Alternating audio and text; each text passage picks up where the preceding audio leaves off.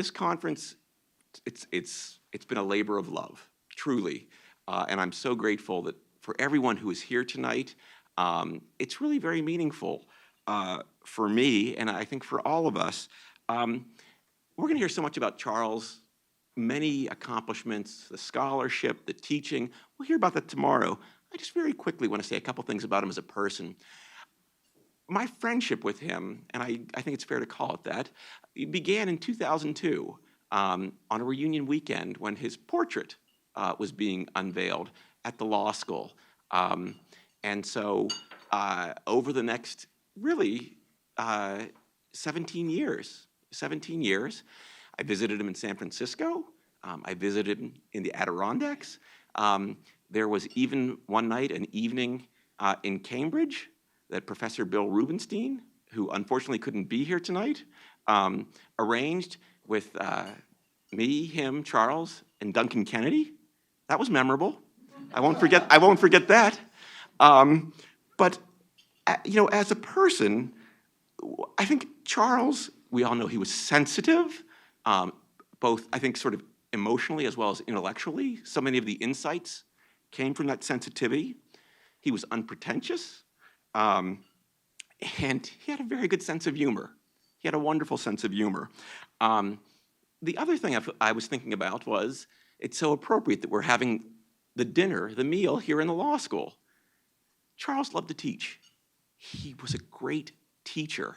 And, when I did research about him, that came up over and over. He was a wonderful teacher. And so I'm glad that we're here tonight in a law school. And I'm glad that the conference, of course, will be taking place with so many people who are his students, his colleagues, who are influenced by him. The last piece was, Gracious gets to it, but it's not quite the entire piece of it about Charles. I always felt that he made you know that he appreciated your friendship. And that was very remarkable and very special about him. So, of course, it has to be a bit bittersweet. But really, I'm so thankful for everyone for being here. The last thing I'll say is, and this will be on display tomorrow, you see at the back there's a table. That's my archive, at least part of it. I'm happy to make copies of anything that are there. You'll see the books, you'll see the articles, you'll see correspondence, including an extensive correspondence between him and Justice Black, for whom he clerked. So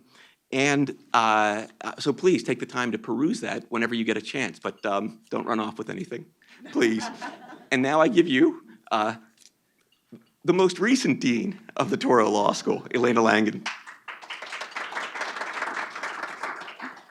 Thank you, Rodger. Rodger will be checking your bags as you're leaving the door to make sure that all of his memorabilia is there. I do want to thank all of you for being here. I think this is a wonderful opportunity to celebrate the life of Charles Reich, and it's very interesting that few people who I've had a chance to speak with this evening all had wonderful personal stories about him.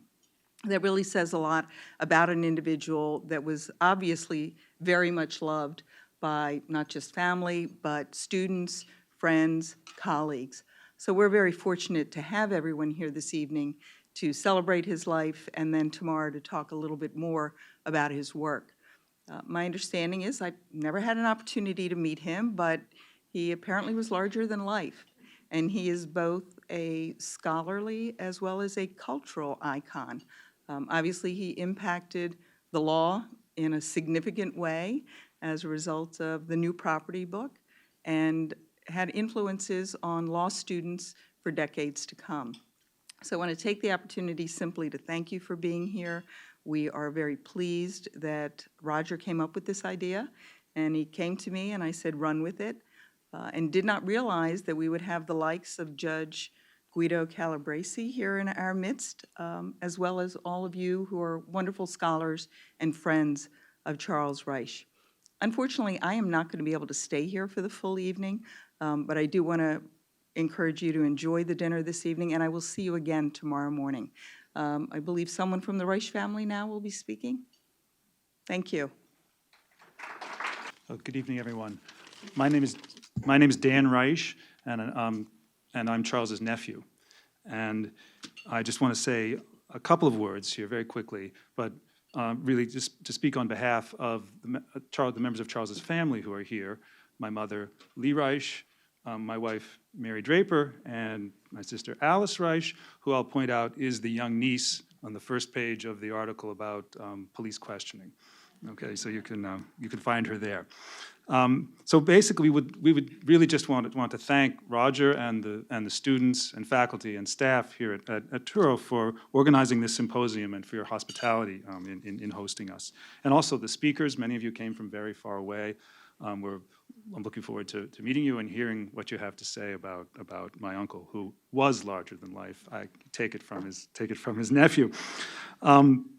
For just speaking for myself, I said I haven't met many of the people, but there are many of his friends and colleagues. And I will say I've heard a lot about you over the years from Charles. And as I think we'll hear, he was a keen judge of people, and so it'll be interesting to make the cross comparison. I'll just put it that way. So yeah, so I also think that, and I'm very sure of this, that Charles would be extremely pleased and proud and honored that this event is going on, and I know that this would make him very happy. So we're excited to be here, and we're very much looking forward to the event tomorrow, and hopefully we'll learn something new about Charles. Thank you.